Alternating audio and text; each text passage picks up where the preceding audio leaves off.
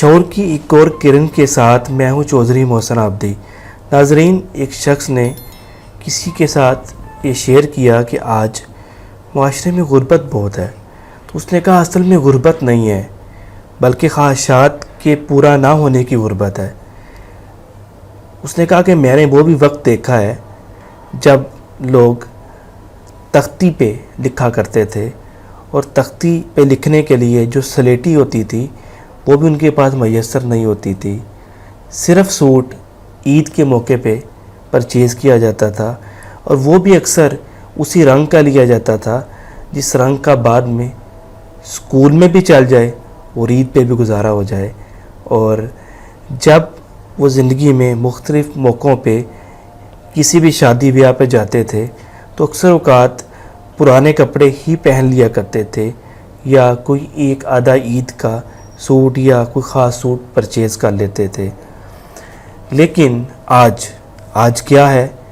ہر شادی کے موقع پہ 3 نئے سوٹ خریدے جا رہے ہیں۔ ہر شخص کے پاس جیب میں 30,000 کا موبائل ہے، پہننے کو 8,000 کا سوٹ اور 3,000 کا جوتا ہے، لیکن پھر بھی غربت کا رونا رویا جا رہا ہے۔ اصل میں یہ غربت نہیں ہے بلکہ ہم نے اپنی خواہشات کو تعیشات تک پہنچا دیا ہے۔ ہمیں صرف سواری کی تلاش نہیں ہے بلکہ اچھی تیز اور نئی سے نئی سواری کی تلاش ہے۔